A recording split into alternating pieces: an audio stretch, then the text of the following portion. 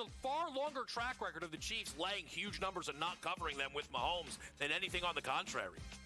And they did that a lot last year where they didn't cover those numbers, but a lot of the time last year they didn't have Rice and they weren't fully healthy, and now they are fully healthy. And now we have an offense that has 4 viable receivers, 2 tight ends, and 2 running backs. Game time decisions. Only on SportsGrid.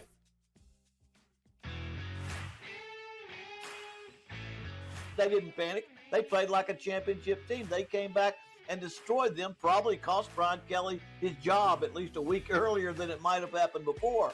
But the fact is they are playing great. But like I say, I like the talent level of all those teams. And I think if you want to have a little bang for your buck and play around with a team that could slide in, Ole Miss might be that team. The Bowden Blitz. Only on SportsGrid. Governor calls you out in the football state. You're out. And it was so funny, too, because after he fired Kelly on Sunday, right, Woodward released a statement that said that, you know, in effect, that he was still in charge of the athletic department. Well, you didn't check with the governor because apparently he had other plans for the athletic department, and you're not in them. The Early Line. Only on SportsGrid.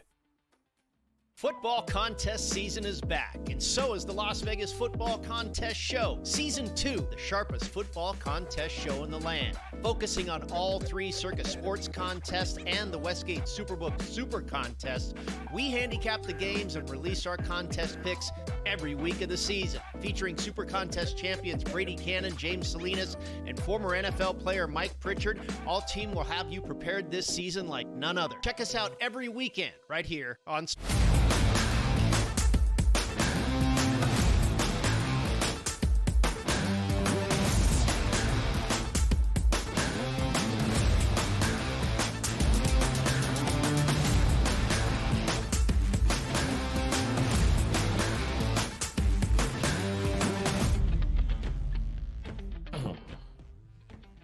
Time to rise and grind right here on the Early Line SportsGrid Network on a Tuesday morning. And oh my goodness, what we saw yesterday on a Monday, a full slate of college basketball, which began at 8 a.m. yesterday and ran throughout the day. We saw some upsets yesterday, which included a Division I team in Boise State at home losing to a Division II team I never heard of out of Hawaii. But that's what you get in the early silly season, as I like to say in college basketball. Today is the trade deadline in the NFL. We had an owner yesterday, we won't name any names, that's Jerry Jones out there, that said he had a trade worked out, but he's just not going to let anybody know till the trade deadline. That's not really how things work, and I'm pretty sure the other team that made that trade would have already released the information. So Jerry Jones says, hey, let's watch a nice football game last night, which his team lost 27-17, which we will get to as well. An action-packed night across the sports landscape. Joe Ranieri, how we feeling about today?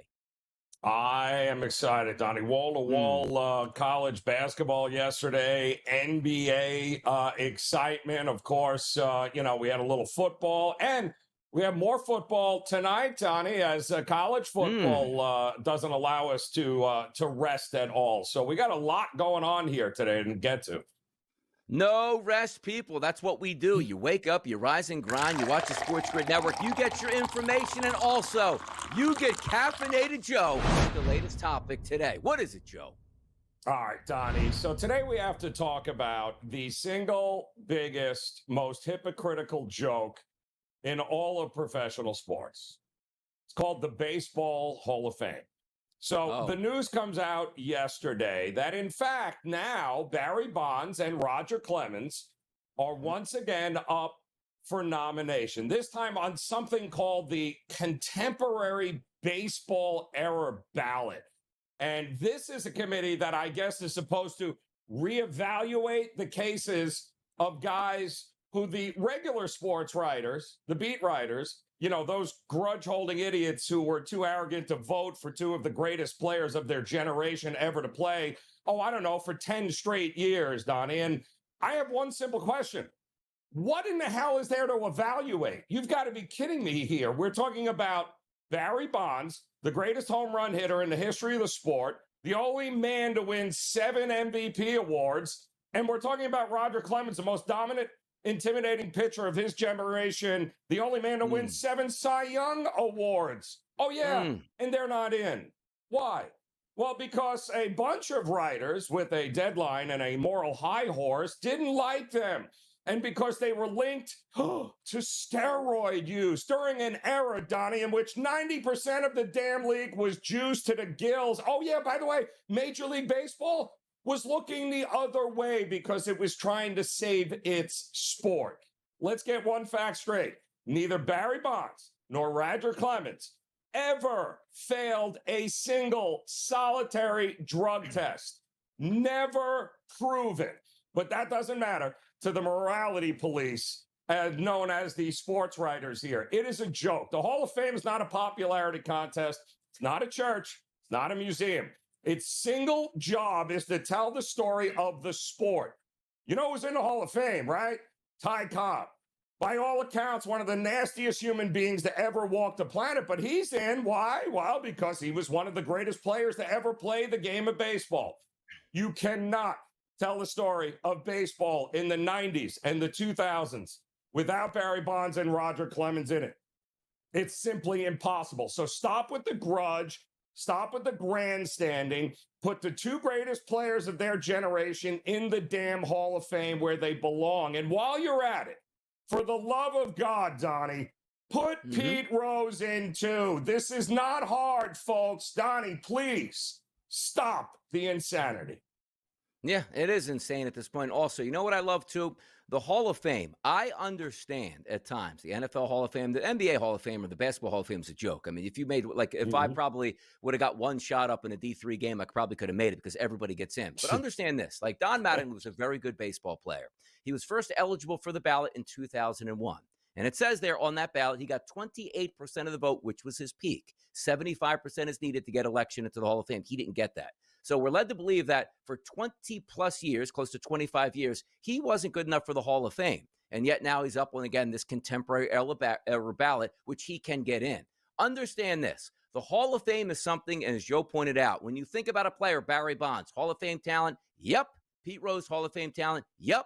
Roger Clemens, Hall of Fame talent, there's not even an argument. That's a Hall of Famer. If you didn't make it into the Hall of Fame after 25 years and you weren't even accused of any drug use or anything, you're not a Hall of Famer. You could be a very good baseball player. It's okay, baseball. Not everybody, football, hockey, is a Hall of Famer. It's okay after 25 years. You can admit that, but after 25 years of voting, you don't just get put in because people feel bad for you. That's ridiculous at this point. But the Hall of Fame is a joke all the way around and a lot of politics in there. Great Caffeinated Joe segment here on a Tuesday, Joe. Let's get into the hot topics out of the early lineup. None hotter than last night, the Dallas Cowboys. Ooh, did they come up small? And it looks like their season is up in smoke at this point. And I got to tell you one thing.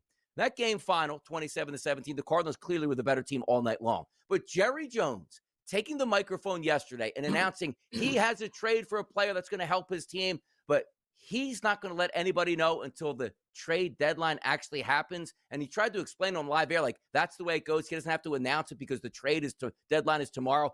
The chickens have flown the coop in Dallas. It's a wrap, and they were terrible last night. No, it's good stuff. And, but, you know, the ironic part is, Jerry, you actually had a player that could help your team, and you wouldn't sign him. Listen, great job by the Cardinals, though. Another great outing by supposedly backup quarterback Jacoby Brissett, who started in place of Kyler Murray, who once again couldn't go. 21-31, 261 and 2 touchdowns. Donnie even rushed for a score. I hate to say it. We know that Dallas defense is ridiculous. It's ridiculously bad. But my goodness, the Cardinals have looked absolutely competent with Jacoby Brissett under center. Might there be a quarterback controversy coming that way? I got to tell you, like, Jacoby Brissett has never looked better than he's looked in the past 3 weeks. You're like, hey, fill-in quarterback, maybe win you some games. Like, no, he's actually throwing the football 30-plus times every game with success. 6 touchdown passes in his last 3 games, 2-2-2. That's a sign of, you know what? Kyler Murray shouldn't be the starter, but Arizona Cardinals says head back to the bench, Jacoby Brissett. We'll see how that works out if you save that locker room. Injury information, Tucker Kraft, one of the best tight ends and emerging in the NFL. He's down with an ACL, a devastating blow to the Green Bay Packers. A huge loss there. I mean, absolutely huge loss. The guy was the preeminent tight end, taking over what Travis Kelce was considered by many for all of these years. Big loss for Green Bay, but if we're being honest, Donnie, they got some other issues going on there as well. So a lot of guys not living up to the hype right now in Green Bay on that side of the ball. Eagles coming for Monday Night Football next week in Green Bay. Should be some fun. Joe Alt, one of the last man standing on that line for the Chargers and one of the best left tackles in football. Yeah, he's down for the year also. That line, it's a shame because the quarterback, the running backs, the wide receivers, the tight ends, all legitimate. But if you can't protect your quarterback, you're not going to win football games. Boy, they just didn't get any breaks on the offensive line this year for the Chargers. It's really becoming big time obstacles now. It started with Slater in the in the preseason, and now it's moved on to Alt. Just a totally unfortunate situation for the Chargers. Having said that, Donnie, next man up though, because they are in a position to do something they haven't done in a while, and that is take down the AFC West. Memphis Grizzlies there and John Moran. He's mum after his team ban here. Seems like a great guy. Yeah, and they did great last night, too, with him back on the court. Fantastic loss, Memphis. Great job. Walt Weiss, Oakland Athletics manager of the Atlanta Braves. What do you think about that, Joe? Again, if it ain't, in-house, way to go. Keep it simple. Free agency here. Cody Bellinger and Edwin Diaz. Heading to free agency to cash some more checks in. Yeah, well, they'll probably go to teams that'll just, they'll sign them and never go anywhere, though. But kudos to Bellinger and Diaz, probably getting paid. It's closer out there in San Diego, now closer in New York. They both probably wind up on the Dodgers because they don't need any more help, do they? We'll be right back. Spreadlines in the mix.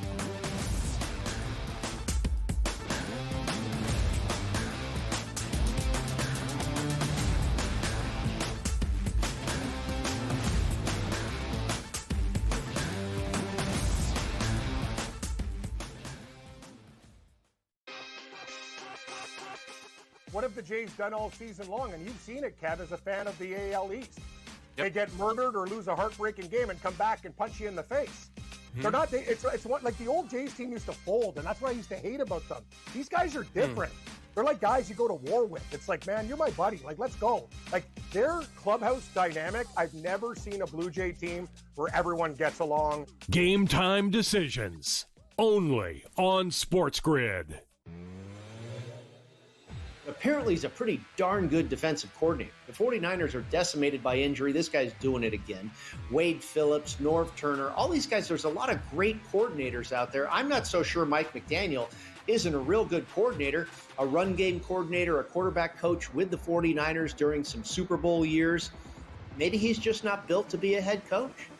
In-game live, only on SportsGrid.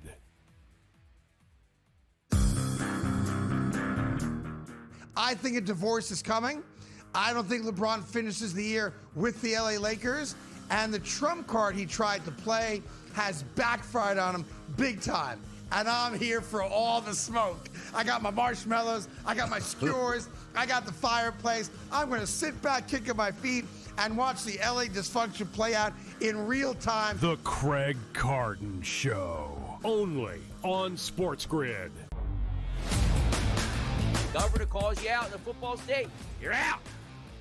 And it was so funny, too, because after he fired Kelly on Sunday, right, Woodward released a statement that said that, in effect, that he was still in charge of the athletic department. Well, you didn't check with the governor because apparently he had other plans for the athletic department, and you're not in them. The Early Line. Only on SportsGrid.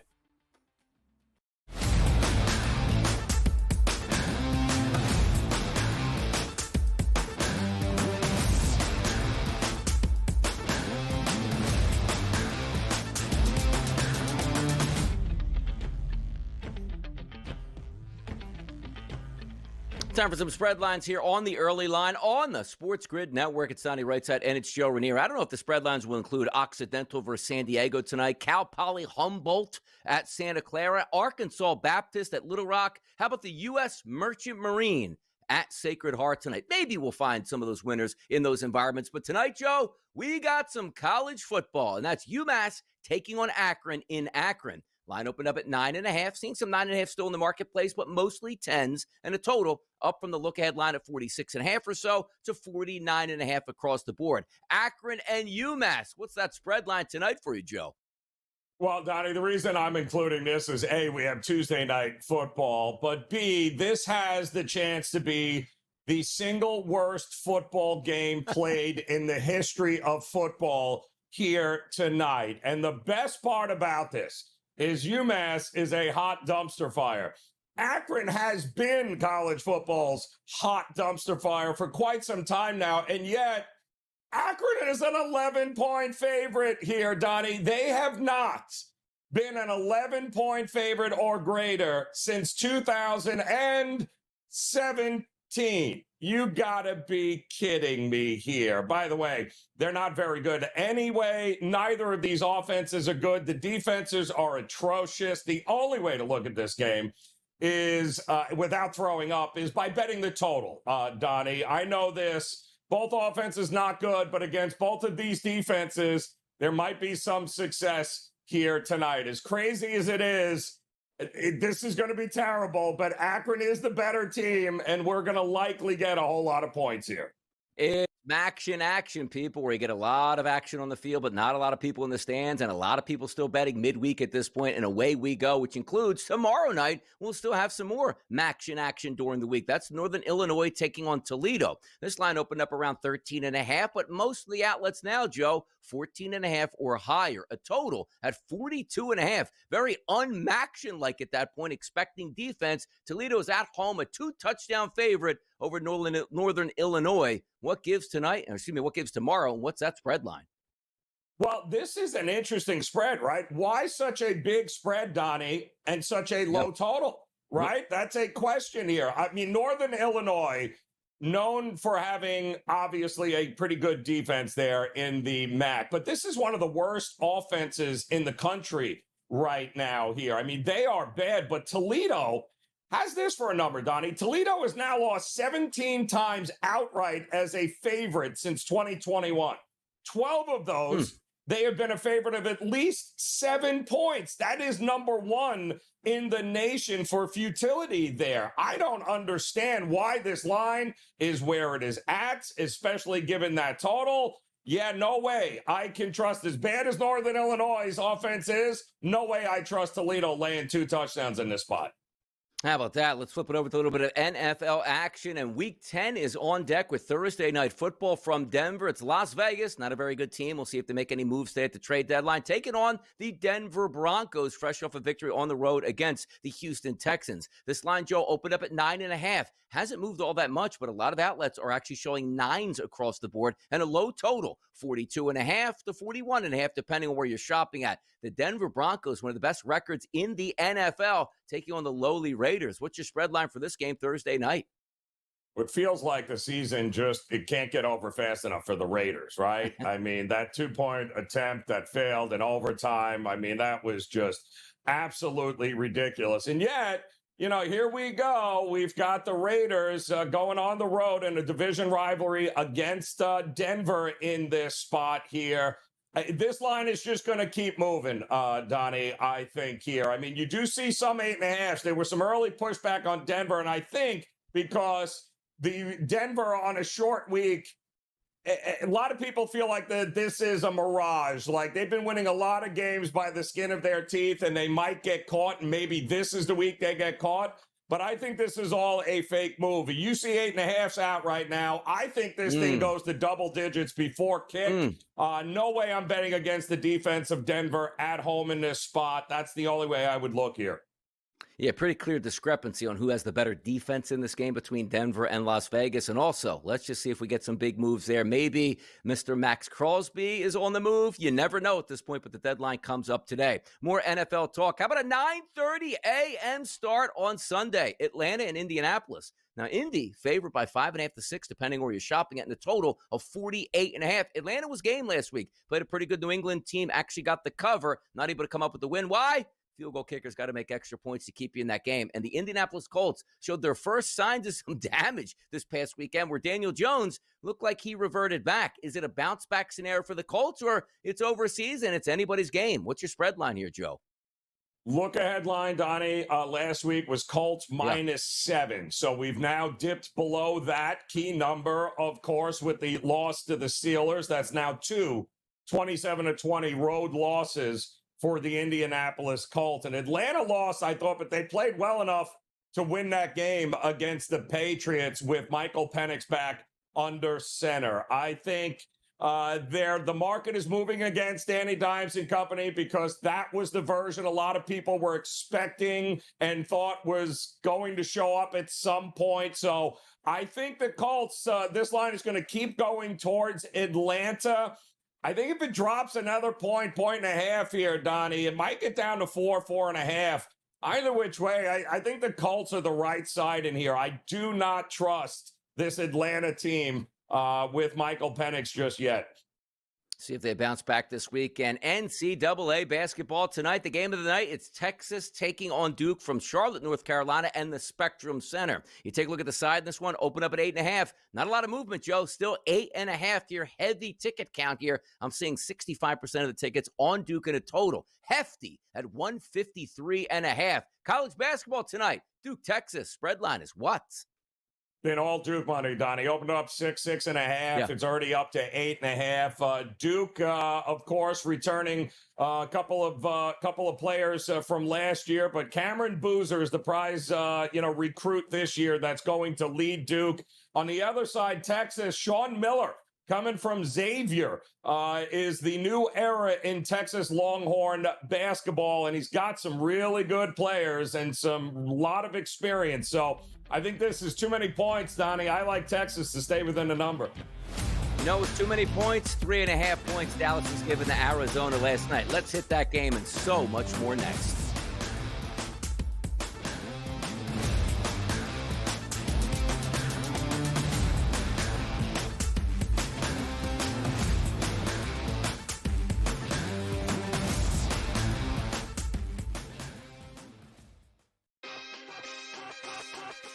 What have the Jays done all season long? And you've seen it, Kev, as a fan of the AL East. Yep. They get murdered or lose a heartbreaking game and come back and punch you in the face. Mm-hmm. They're not. It's what, like the old Jays team used to fold, and that's what I used to hate about them. These guys are different. They're like guys you go to war with. It's like, man, you're my buddy. Like, let's go. Like, their clubhouse dynamic, I've never seen a Blue Jay team where everyone gets along. Game time decisions, only on SportsGrid. Apparently, he's a pretty darn good defensive coordinator. The 49ers are decimated by injury. This guy's doing it again.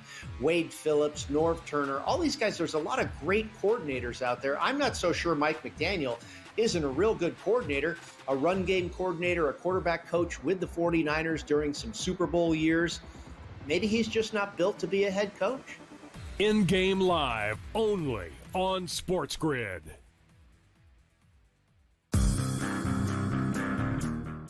I think a divorce is coming. I don't think LeBron finishes the year with the LA Lakers. And the trump card he tried to play has backfired on him big time. And I'm here for all the smoke. I got my marshmallows. I got my skewers. I got the fireplace. I'm going to sit back, kicking my feet, and watch the LA dysfunction play out in real time. The Craig Carton Show. Only on SportsGrid. Governor calls you out in the football state. You're out.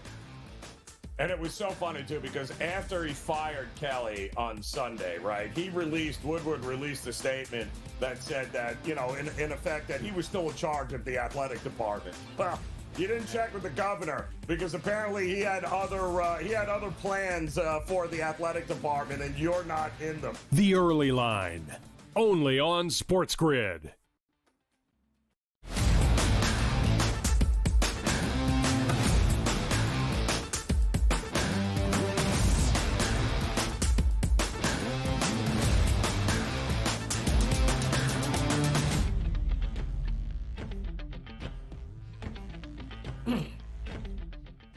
Dallas Cowboys looking to save their season last night. At least get back into the race. And for the NFC East, you know who lost? The Dallas Cowboys. You know who else lost? The Washington Commanders. You know who else lost? The New York Giants. The Eagles, how'd they fare? They didn't even play and still gained ground on everybody in that division. But if you were looking for a ramp up for the Dallas Cowboys to get a win at home and then head to the trade deadline and make some noise, that didn't happen last night. The only noise that was made is maybe Arizona's actually a good football team, but their record just doesn't show it. Each and every week, playing upper-level competition, hanging around but not able to get the victories. There are no moral victories in the NFL, but you did get a victory last night for the Cardinals, 27-17 over the Dallas Cowboys. They were more physical, they were stronger at the point of attack, and they got better quarterback play. Yes, Dak Prescott was not as good as Jacoby Brissett was last night. You saw Marvin Harrison Jr. upset, his dad like, this kid can't play in this offense, it stinks. How about 7 catches, 96 yards, and a touchdown? Michael Wilson, 3 for 61. Trey McBride, 5 for 55. Everything was working last night for the Cardinals, and nothing, Joe, for the Cowboys.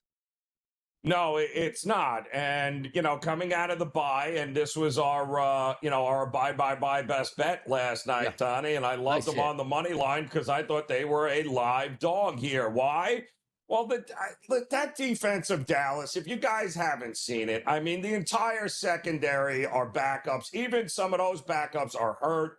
And anybody with a vertical passing game is going to light them up. And that's exactly what happened with Jacoby Brissett, who, by the way, 21 of 36, 261, 2 touchdowns. This is a much different looking Marvin Harrison Jr., Trey, McBride in the end zone. Again, now this is a guy with Kyler Murray, couldn't find the end zone last year at all, Donnie, right? Now all of a sudden Brissett's in. He's hitting tight ends. They're moving the ball down the field. This is night and day compared to what it is with Kyler Murray. The problem is, if they bench Kyler Murray, what is he worth trade value-wise then? Because you already signed him to extension, which means you have to trade him. So if you trade him, if he's not the starter, he's worth a lot less money. Tricky situation right now with Arizona.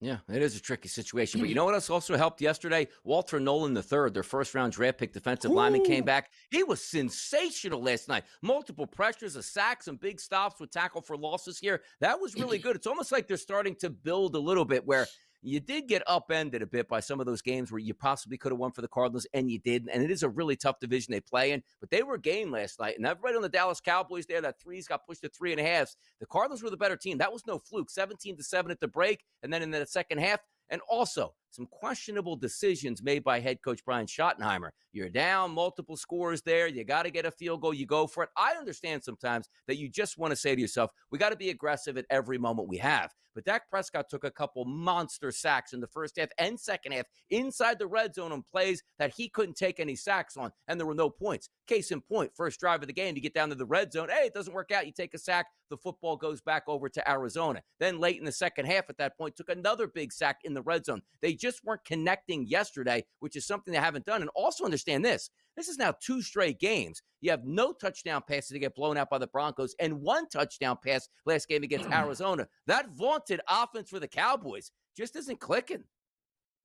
And I feel terrible, Schottenheimer, because you and I both know, Donnie, in the back of his head, he's like, our defense is going to stop nobody. We can't settle for field goals. We have to go for it every chance we get. And he knows it because he'll never admit it, but he knows that defense is never going to get stopped. So what choice does he have but to go for it? And by the way, they did roll out Aubrey on, guess what?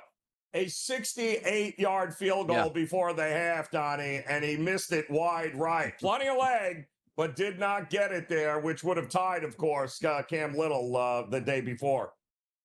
And we talked about it yesterday. Take a look at the Dallas Cowboys upcoming. And by the way, breaking news there, we did get a trade from Jerry Jones. Said, I have a trade in the mix. We're just going to announce it tomorrow. It's Logan Wilson from the Bengals to the Cowboys. And Logan Wilson was a good linebacker, but Logan Wilson was actually benched by the worst defense I've ever seen in my life. So we'll see how that turns out. But the reason I wanted to bring this up is you were supposed to hit a part of your schedule for Dallas to gain momentum, Joe. You had the Cardinals at home followed by the Raiders. That should be 2-0 before then you take on the meat of your schedule. Now you lose the Cardinals game, and who knows if you can even beat the Raiders at this point. But you make a trade to try to improve the defense. That's really bad, and you get a player from an awful defense. Good move, Jerry Jones. Right back in it. Listen, there are not enough trades available to fix what's going on with Dallas right now. We all knew the defense was going to fall off a cliff, but the problem is it's starting to look like their offense is also regressing. And we got half a season left, Donnie. Not good for Jerry and the Cowboys. Not good for Jerry and the Cowboys. We'll stay on this Monday Night Football game for just a bit longer and cross it over here to some college basketball. Yeah, college basketball took place last night. We'll go over some of those scores and the players you need to know for the season right here on the early line.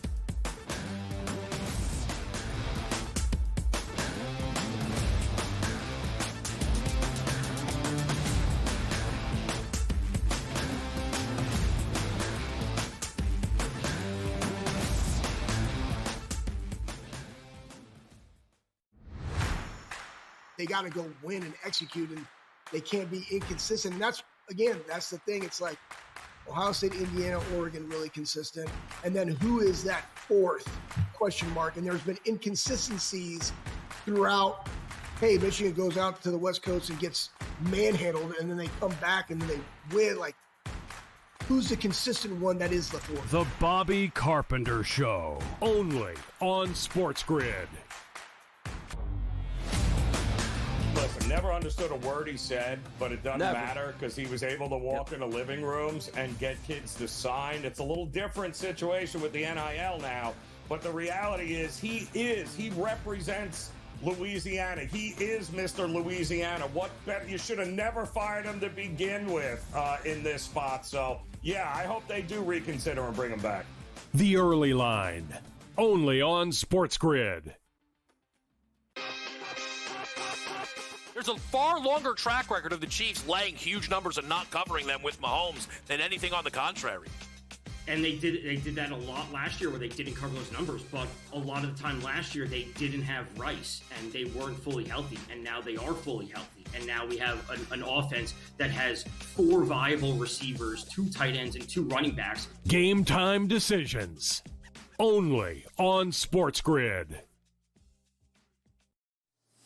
24 points, and 23 rebounds. Folks, let me tell you something. That's 23 rebounds versus Tennessee. Not Tennessee Tech, not Tennessee Chattanooga, not East Tennessee, West Tennessee, South Tennessee. I don't know how many Tennessees they got in that state. That's a university. He did it against Rick Barnes' kids. College basketball today, only on SportsGrid.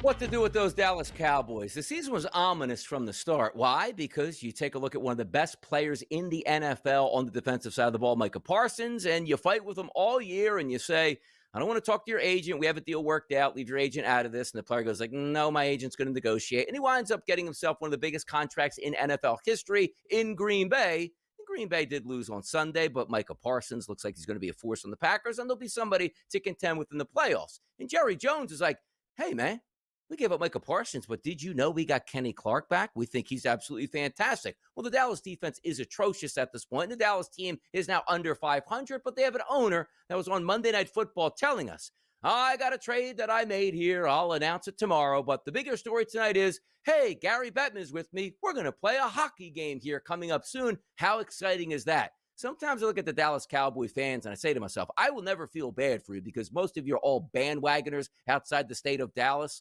outside the state of Texas, there in Dallas. And I say, you know what? You deserve what you get. A completely out-of-touch owner that has no idea what he's talking about right now and hasn't sniffed an NFC championship game in 30-plus years at this point right now, Joe. What to make of the Dallas Cowboys? How about them Cowboys, huh? How about them Cowboys? Yeah, no. The Cowboys have not been, first of all, America's team since Jerry ran out Jimmy Johnson. It's just not. It's not going to work. And we've been saying this for how long now? Is that Jerry's his worst enemy? And we thought maybe his son would be able to kind of take the reins and control good old dad there, but that is not the case here. It should have never gotten the way it was on Micah Parsons. They've had opportunity after opportunity here to build around. And the worst part is, Dak Prescott really started to show signs of starting to come into his own here. And you've done nothing to help protect him on the offensive line. And now you're putting him in a spot where you're going to have to drop back 40, 50 times a game because you have no running game. You have it's an absolute nightmare, Donnie. It's turning out to be an absolute nightmare in Dallas. But they do make the trade there for Logan Wilson to shore up that defense just in time for the Vegas Raiders. Then the meat of that schedule. It doesn't look like the Dallas Cowboys are headed to the playoffs this year, which is kind of shocking because usually as long as Dak Prescott is healthy for the season, they're usually a pretty good regular season team. Not right now. Boy, they got buried late in that fourth quarter when they knew they were past and that offensive line was banged up. The Cardinals brought that pressure from Jonathan Gannon. We'll see what else is in store for the Dallas Cowboys today at the trade deadline, but they do pick up Wilson, hoping to help them at the linebacker position. We'll see. But yesterday, Joe, we did have the start of college basketball season. And if we take a look now at the odds to win the college basketball championship, Purdue is the favorite at plus 950, tied with Houston also at plus 950, followed by Duke, Kentucky, Florida, and Michigan. And away we go. It's a long time.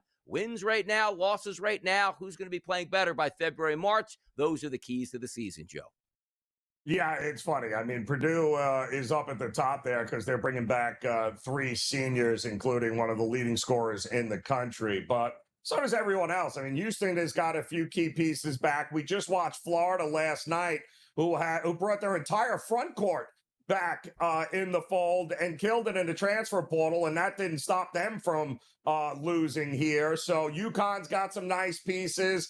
There's a lot of basketball to be played here, but I'll tell you this, early returns on some of these stud freshmen. This kid, Darren Peterson in Kansas, lit it up last night. Nate Ament at Tennessee, 6'10" freshman, lit it up last night against Mercer. And this kid, Koa Pete at Arizona, Donnie, I'm telling you, it looks like Zion part 2, man, with how dominant he was at Duke. This kid dropped 30 points on all of those guys that returned on the national championship Florida Gators, and he made them look stupid last night. So keep an eye on that guy. That's got #1 pick written all over it. Yeah, fun game out there that they played last night, too. But also take a look at the John Wooden Award here. We talked about Purdue being up there as a chance to win the title. Why? Well, Braden Smith is actually the favorite right now at a plus 450 price. A point guard out of Purdue. Say it ain't so. Followed by Peterson, Boozer, Lendeborg, Toppin, and Dybansta from BYU, 12-1, who performed well yesterday also. How about that? Yep. Yeah, another freshman here. But keep an eye on that kid, Pete. And you're going to get a chance to see Cameron Boozer tonight in that game we talked about in the Spreadlines, Duke at Texas there. That game is in Charlotte, by the way. Going to be a very pro-Duke arena, I can assure you of that. But we'll get our first eyes on, 5-star recruit. He was the prize of the recruiting class. And shocker, he's at Duke. We'll see him tonight. High-scoring game last night. Arizona 93-87 over the Florida Gators. 2 top 15 teams here. The Florida Gators actually came into the game number 3 overall. Had a lead early in the game, but it was erased by halftime. Arizona took a 50-46 lead. Then in the second half, they won the second half by 2 points there for a 6-point victory for the Wildcats over the Gators as they move forward. And you're talking about a little Koa Pete action, 30 points. How about Jaden Bradley, 27 points? A lot of those guys fueling that comeback here early in that first half for the victory. That is one heck of a debut for a guy who goes up against the number 3 team in the country and drops 30 points, 7 boards, 5 assists, 3 steals, and 1 block, Donnie. That was pretty darn impressive. And he single-handedly erased that deficit and brought this team back and got them the win last night. But again, that's a lot of moving parts here in college basketball. But some of these freshmen, keep an eye out. This could be one of the best freshman classes we've seen in a long time. BYU Cougars, top 10 in the country, picked up their first victory over the Villanova Wildcats here, but the Wildcats did get the cover, 71-66, so lower scoring than the first game out there in Vegas. If you take a look again, A.J. Dybansta, one of those guys making big-time NIL money, 32 minutes, 21 points, 6 rebounds, which included 9 of 18 from the floor, and hit 1 of 1 from 3 yesterday. BYU gets the victory, their first of the season as a top 10 team. But BYU is loaded here. Villanova, they're in the process of, transition here. It has not been a good at all. And but it's going to take some time. Former Maryland coach now there at Villanova. So they got some players though. So we'll see how Nova does in the Big East. I still have high hopes for them. By the way, how old is Richie Saunders still over there for BYU? That's a fun basketball team to watch them play. That'll be good. Look, top 10 team is certainly deservedly so. And you figure some of these big-time freshmen that are playing are only going to get better throughout the regular season. But tonight, we do got a big game on deck. And we talk about there, it's Duke and it's Texas tonight. East Coast battle. I like the fact that you have a ton of games to watch, but at least it isn't all layups until we get a couple weeks into the season. You're getting some good atmospheres here, and this one should be nonetheless down in North Carolina. Talk to me about Duke and Texas tonight, maybe an angle that you like here, Joe. Well, it's the Sean Miller era now at Texas, as it didn't go very well previously there with Terry. And, of course, there was all sorts of issues there when, they had to fire their coach. Previously, it was now at Ole Miss. And, the Ross, they've had all the talent in the world in Texas. Was 19-16 there, right, last year. But they did play in the NCAA tournament over the past 5 years, and just all those athletes, all those players, and they still weren't able to get it done. But listen, you got to love Sean Miller. He's going to bring a totally different look to this Longhorns team. Sean Miller's teams have never met a three that they have not liked to take. They have a 6-year guard and Tremont Mark making it back here. They've got some pieces here. Jordan Pope is back. Chendall Weaver is back.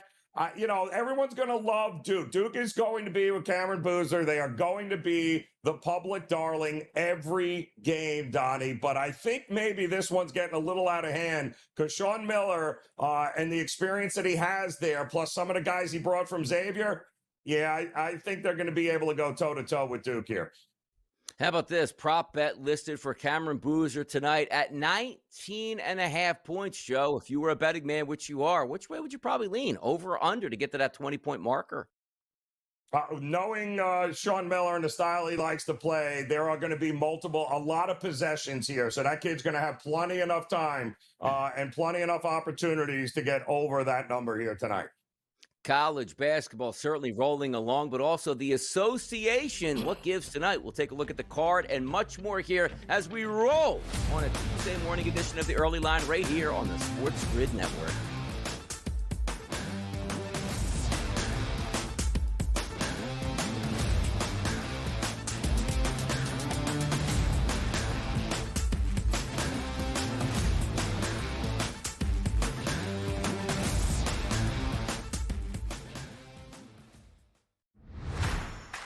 They got to go win and execute, and they can't be inconsistent. And that's the thing. It's like Ohio State, Indiana, Oregon, really consistent.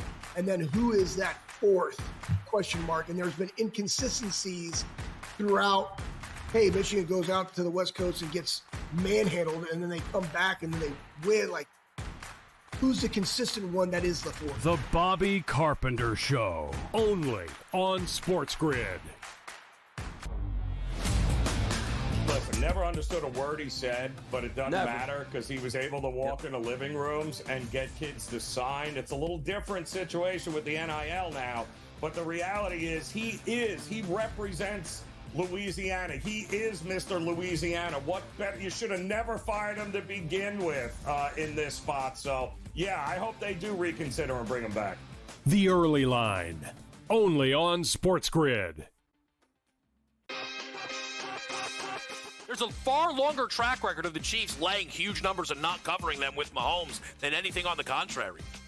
And they did that a lot last year where they didn't cover those numbers, but a lot of the time last year they didn't have Rice and they weren't fully healthy, and now they are fully healthy. And now we have an offense that has 4 viable receivers, 2 tight ends, and 2 running backs. Game time decisions, only on SportsGrid. 24 points, and 23 rebounds. Folks, let me tell you something. That's 23 rebounds versus Tennessee. Not Tennessee Tech, not Tennessee Chattanooga, not East Tennessee, West Tennessee, South Tennessee. I don't know how many Tennessees they got in that state. That's a university. He did it against Rick Barnes' kids. College basketball today, only on SportsGrid.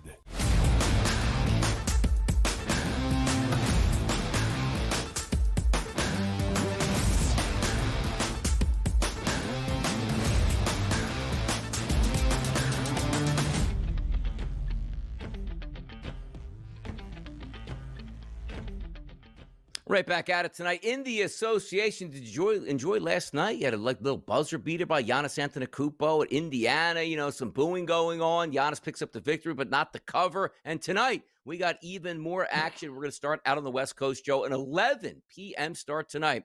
5-11, 5-12 on the rotation. That's the Oklahoma City Thunder to take on the Los Angeles Clippers. The overnight line, Joe, was 4.5 as a favorite towards Oklahoma City. It's not the case anymore. You'll see the graphic coming up here at -7.5 at most outlets in a total of 222.5. If we're looking at the anticipated starting lineups for these two ball clubs tonight, Joe, I have SGA, Wallace, Dort, Holmgren, and Hartenstein. And then for the Clippers, James Harden, Bradley Beal, Kawhi Leonard, Derek Jones Jr., and Ivica Zubac. Look at that. Nice heavy favorite, road favorite for OKC tonight. Undefeated road favorite, 7-0 here. Clippers on the second of a back-to-back, or they are home, but the Miami Heat, who were on the second of a back-to-back last night, got it done 120-119. Yeah. The Clippers just having a hard time keeping teams from running out in front. They had to play catch-up last night and could not catch up. Not a great spot for him here now. Welcoming in the Thunder, who have had a chance to get maybe Chet Holmgren back and available in this game. And, let's face it, the Oklahoma City Thunder, this line was 5.5, Donnie, and the look ahead now 7.5. I think it's going to keep rising here. There's no way that this is going to be a rock fight of a game as much as the Clippers are going to want it to be. I think the Thunder are going to push the tempo a lot in this game. Would not shock me if this thing goes flying over that 223.5. Phoenix Suns and the Golden State Warriors tonight. That's a 10 o'clock start out of the West Coast. This line opened up look ahead overnight around -11. Still sitting at 10.5 at most outlets here, despite 6 out of every 10 tickets coming in right now on the Phoenix Suns in a total that's listed at 233.5. Estimated starting lineup tonight for the Phoenix Suns: Booker, Allen, Dunn, O'Neal, Williams. And then for the Golden State Warriors, Curry, Podziemski, Butler, Kuminga, and Green. Double-digit favorite for the Golden State Warriors at home against the Suns. Well, we got two different things going on here, right? We have the Golden State Warriors, who have not lost a game at home yet, right? And then you have the Phoenix Suns, who, well, shocker, have not won a game on the road yet, Donnie. Yeah. So something is going to have to give here. But the Warriors at home have been what you would expect, right? From a very veteran-laden team here. They've been impressive. They beat the Nuggets in overtime in that first game, right? That was good. They beat the Grizzlies. They beat the Clippers, who have dominated them over time. A lot of new pieces here on this Phoenix Suns team. Of course, Devin Booker is the lead guy, but I think it's just going to be too much Golden State Warriors here. I think they are going to push the pace. A lot of threes. Going to rain a lot of threes in this game. I wouldn't want to sweat out an under here. I'll tell you that, Donnie. Back-to-backs in the NBA sometimes can be detrimental to your starting lineup. The Milwaukee Bucks are on a back-to-back tonight, taking on the Toronto Raptors. Overnight, we saw a favorite for the Raptors, Joe, at -3.5. Every outlet now reporting back -4.5 towards the Toronto Raptors, and a hefty total of 237.5. Giannis Antetokounmpo is expected to be in the starting lineup tonight, along with Rollins, Green, Trent Jr., and Turner. And then for the Toronto Raptors, the home team, quickly Barrett, Ingram, Barnes, and Pirtle in the starting lineup as we anticipate that. But the Raptors are a favorite. Last night, the Bucks got that 2-point victory at the buzzer, thanks to Giannis Antetokounmpo. Yeah, Jakob Poeltl back for the Raptors, which is big. They get their big man back. But if I was a betting man, Don, I would be willing to say that come closer at some point between now and tip-off, Giannis will be ruled out of this game here on the second of a back-to-back. So my suggestion is the Raptors at 4.5 now. Before that happens, because this number will get much higher before tip-off here. Like the Raptors either way, not a great spot here. With a buzzer beater, no less, by Giannis in a pretty emotional back-and-forth game against Indiana last night. So, yeah, I like the Raptors in this one. Like, what have I told you? We can make it so the NBA never has to play a back-to-back. Like, the NFL has set days. Why can't you do that in the NBA? Tuesday, Thursday, Saturday. Like, nobody ever has a back-to-back, and then you get a day with multiple days off. It's unbelievable where your biggest superstars can't play on a night-to-night basis because you have back-to-backs when there's absolutely no reason to have back-to-back games. It's ridiculous the way it plays out, but it's the NBA. It's why the regular season absolutely stinks here. Let's take a look at two teams that don't technically stink. At least my Philadelphia 76ers don't. On the road to take on the Chicago Bulls at 8 p.m., Sixers aren't even the favorites. It's the Chicago Bulls at -1.5 to 2, depending where you're shopping at, and a hefty total of 239.5. Estimated starting lineups tonight: the Sixers, Maxey, Edgecombe, Oubre, Walker, and Embiid. And then for the Chicago Bulls, Giddey, Jones, Okoro, Buzelis, and Vucevic. How about that? Come on, Sixers. What do you got, Joe? Well, listen, both teams come in 5-1 here. The Bulls have been very good here under Billy Donovan and company, who have changed their style. This, Donnie, is one of those games. Forget about the side. It's coin flip, right? Give me the over. You got to be kidding me. Two teams who are going to push tempo with electric guard play, great wings, and even the big man starting to come back into his own. Embiid starting to get in better shape. You're starting to see it. They're pacing him out well. Yeah, I think there's going to be a ton of points in this game here, Donnie, tonight with the Bulls and the Sixers. This is going to land in the 250s, not the 230s. A slender Embiid. Love to see it. By the way, sometimes you want to hide the NBA games. How about this 8 o'clock game? The Charlotte Hornets and the New Orleans Pelicans. And the Pelicans are actually favored by 2 points to 2.5, depending where you're shopping at. And another hefty total of 237.5. Looks like Zion might give it a go tonight. Oh, thanks for sticking around, Zion. The favorite to New Orleans. Can you trust them? Lot of issues right now with New Orleans, especially a lot of concern about the players not liking the coach not liking the players, a lot of animosity. You know, being 0-6 is not great. This young Charlotte Hornets team, you know, when they got LaMelo and Brandon Miller, when they get them back, I think that's going to be, they haven't had them, but they do have Miles Bridges. I think once LaMelo and Brandon Miller get back, Charlotte is absolutely a bet-on team. But New Orleans is not going to lose every game. They're going to be motivated in this one here. I think they get it done at home. How come nobody brings up the deal? The Cleveland Browns are taking on the Baltimore, or the Ravens at this point used to be them. Like, nobody even cares, like the Charlotte Hornets and the Pelicans, the history of these two franchises, because they both stink every single year. It's the way it is. NFL News and Notes on deck right here on a Tuesday edition of the Early Line. Next.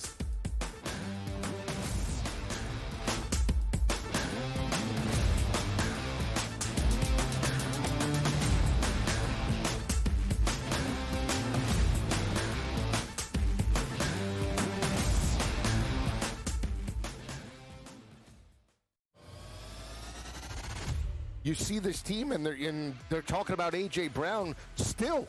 You know, it's an injury. We want him. Are we going to ship him? This situation has to play out in the sense of, I think he wants to be there, but at the end of the day, you can't disrupt the locker room every single week. And the Eagles need him to be there if they're going to make a Super Bowl run.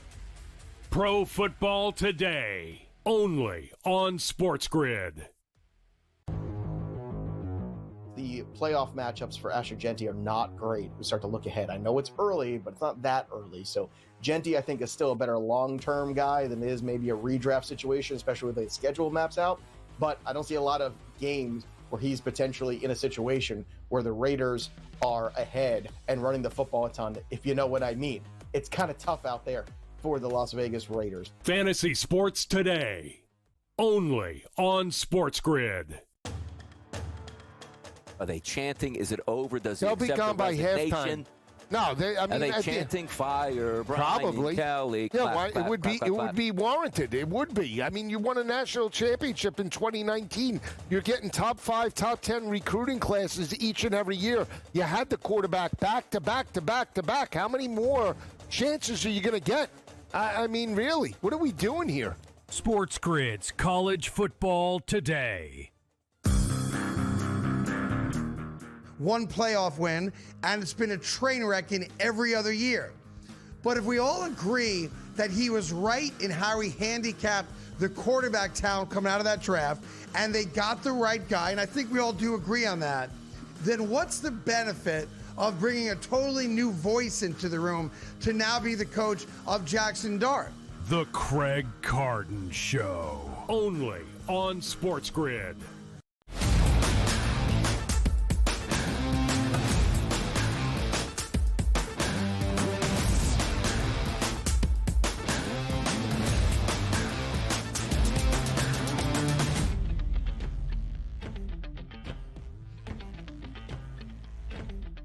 The war of attrition, Joe, that's what we call it sometimes in the NFL. It's not always the best teams that win Super Bowls. It's the healthiest teams that can win Super Bowls, because when you consistently lose some of your top players, how do you expect to compete? And the Commanders on Sunday night, they didn't compete at all, and they got injured. Jaden Daniels, dislocated elbow. Marshawn Lattimore, torn ACL. Luke McCaffrey, broken collarbone. Things aren't looking up for the Washington Commanders. My goodness, this is one of those seasons where it's just not your year, Joe.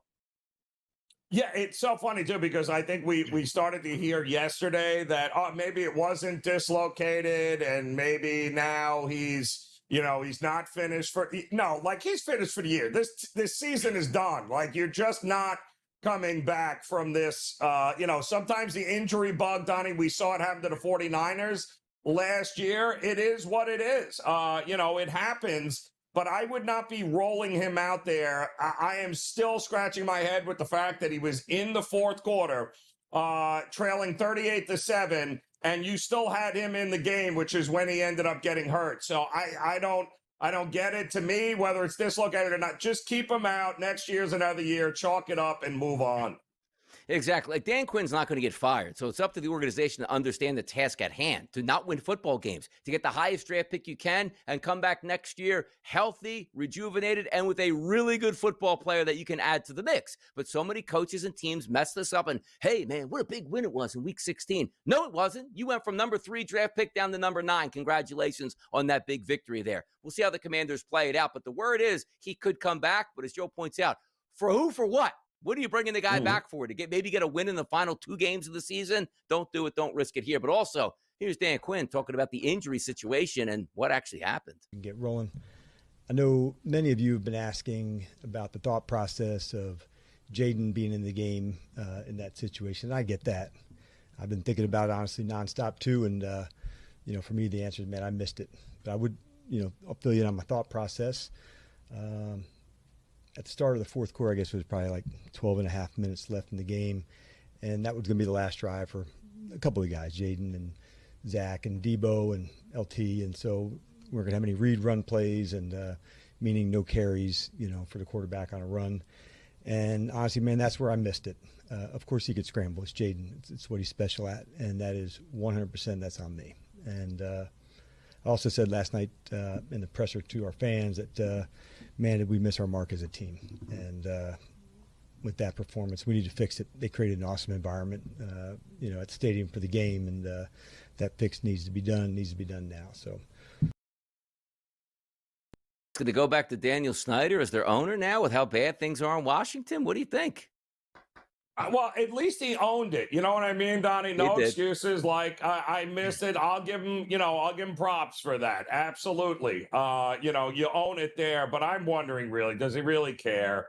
Does any coach in that spot really care that the fans created such a great environment and you sucked? I don't think so. But well said there. You got to butter up the fan base, right? You owned it. You didn't hide from it. And you promised that you'll do better. I don't see how they'll do better. The injuries are just over the top on the defensive side of the ball. You think the Cowboys have issues defensively. This Washington team is right there with them as far as points given up go. It's not good right now with Washington. Exactly. One team, like the Niners, are in the same position against Washington, but playing a soft schedule and still winning football games. The Commanders just as beat up. They're just not being able to find victories at this point. How many are left in the tank for them for the remaining parts of the season? Trades are going down today. It is trade deadline day. Here's a video. Jalen Phillips traded to the Philadelphia Eagles. It's incredible. It's I had no idea this was going to happen, but I mean, there's literally no other team I'd rather play for. Obviously Philly is a storied franchise, great tradition here, incredible team. So I'm just excited to get in, get to work with the guys, man. I'm super excited. It's going to be awesome. And you had a lot of success with Vic Fangio for that year. What is the fit with Vic Fangio? Are you excited to be reunited with him? Yeah, I love Vic as a person and as a coach. So like you said, I had some good success with him. Excited to get back into his system and play with the other guys on the defense too. How about that? Everybody wants to play for America's team, the Philadelphia Eagles, and Howie Roseman for a third-round draft pick, and also not even the best third-round draft pick the Eagles have, which is the Jets pick here, able to pull off that. That really helps the defensive line. And also understand this, their best pass rusher, Nolan Smith, is also coming back after the bye week here. The Eagles adding on to the defense, Joe, where they needed some help on that D-line. I'm so glad Jerry didn't need any help on defense. Couldn't figure out a way to come up with a trade there. Oh, yeah, that's right. Logan Wilson, the linebacker who couldn't even start for the Cincinnati Reds. Horrific defense there. Good stuff. And the Eagles and the rich keep getting richer, Donnie. Go figure. Trey Hendrickson wants out. He probably won't get traded because the Bengals just a stupid franchise overall. Hour number 2. No stupidity there, people.